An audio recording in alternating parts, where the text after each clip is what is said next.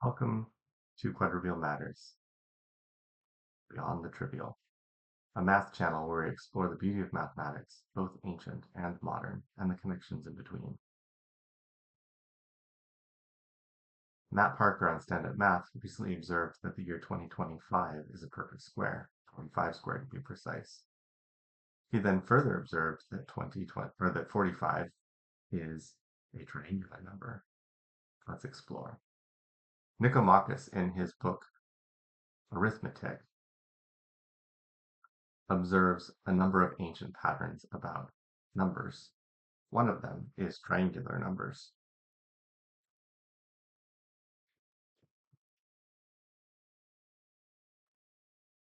The triangular numbers, or sometimes called bowling pin numbers,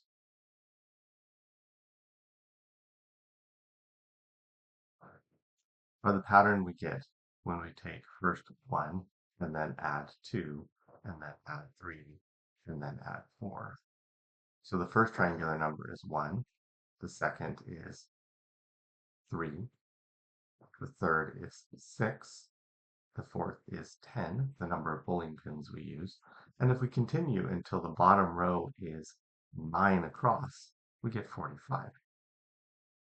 So what happens when we have a number that is both the side length of a perfect square and itself a triangular number?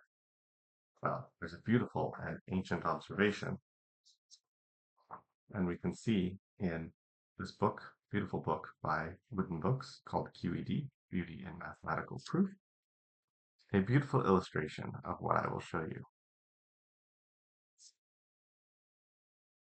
Here in this image, we see a sum of cubes, the side length of each cube being itself just the counting numbers 1, 2, 3, 4, and the sums of the side lengths being a triangular number, can be rearranged and flattened into a square, or a perfect square, a square number. Let's illustrate this. So we can have R1.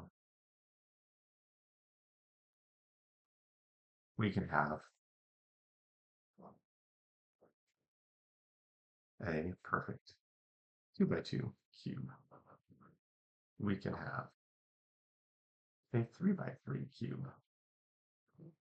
And we can have a 4 by 4 by 4 cube. We've already seen that the side lengths 1, 2, 3, and 4 are our triangular numbers. Now we've seen that they are cubes like this. Let's see what happens when we flatten these cubes out. We can dissect each cube to make it flatten out and fill in the missing pieces to extend the square. So here, a 1 by 1 cube becomes a 3 by 3 square. Let's take the 3 by 3 cube apart.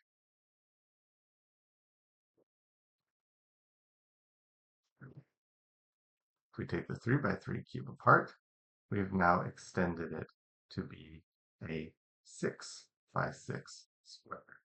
Again, observe our triangular numbers. 1, 2, 3. 1 plus 2 is 3, the 3 by 3 cube. 1 plus 2 plus 3 is 6, the 6 by 6 cube. So the next one should be 1 plus 2 plus 3 plus 4 should be a 10 by 10 cube, or 100 units.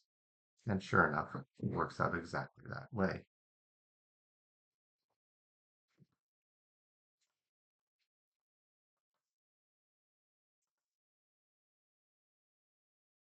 And there we have it, a 10 by 10 square. So in the same way, by extension, which is an important mathematical principle, we have illustrated the simple cases of 1, 2, 3, and 4. If we simply had more patience, we could go to 5, 6, 7, 8, 9, and by the time we got to 9, we'd get 20. 25 would be the number of square units in the square. And if we disassembled it, we could get a sequence of 9 larger and larger cubes, a 1 by 1 by 1, a 2 by 2 by 2, a 3 by 3 by 3, and so on and so forth. Now, Matt Parker observed one other thing that is very interesting to see. You see in my cube here, we have strips that are only 1 wide, and we have strips that are 2 wide, and we have strips that are 3 wide, strips that are 4 wide. Well, what if we didn't have to disassemble each of the flat pieces to make our flat array here? What if we could leave them as 2 by 2 squares and 3 by 3 squares and 4 by 4 squares? Can we still make the same shape? And Matt observes that under certain conditions we can, but it's an incredibly difficult puzzle to actually solve. So I leave you to explore that. We'll come back to that in a moment, but for now, since I have things arranged like this, let me show you something beautiful with these.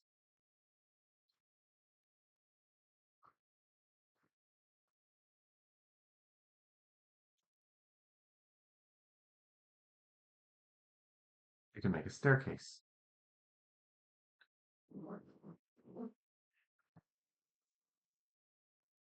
You can make a bunch of little staircases.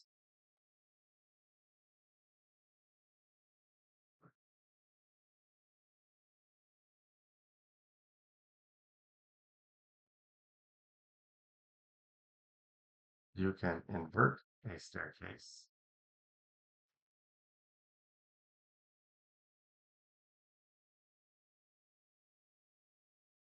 And make a rectangular prism. The question is, can I add these last pieces on in a meaningful way that continues to be part of the prism? I don't know.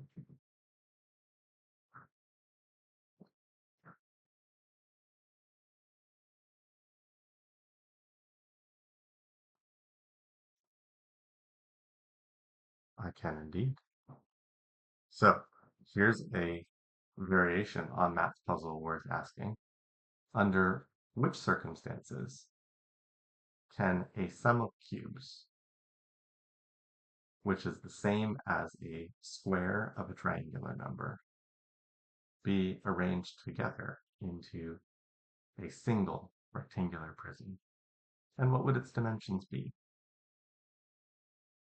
And then, even if it's possible, how do the pieces need to be sliced up in order to make it fit? A difficult question. To close, let's return to Matt's observation and see if we have any insight into our particular example here with 4 units. So the 4 cubes are made up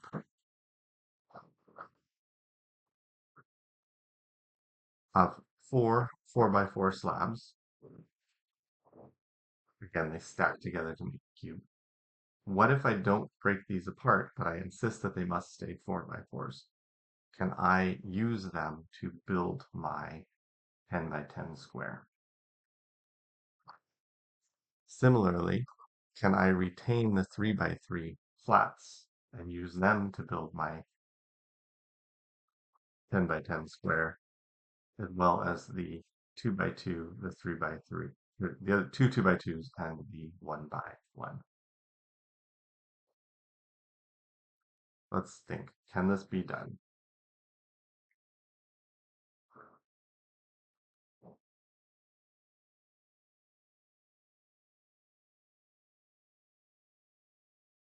Matt's channel said this is an incredibly difficult puzzle.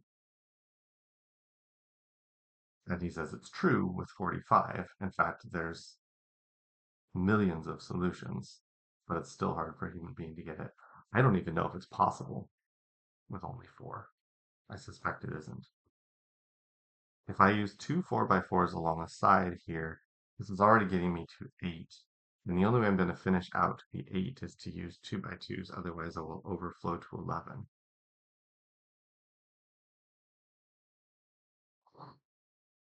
But then I still have 2 more 4 by 4s that I need to fit in there, and I'm out of 2 by 2s to finish the job. Further, I have 3 by 3s, which only get me up to 9 on a side, and I only have one option for getting one larger. It's not going to work, is it?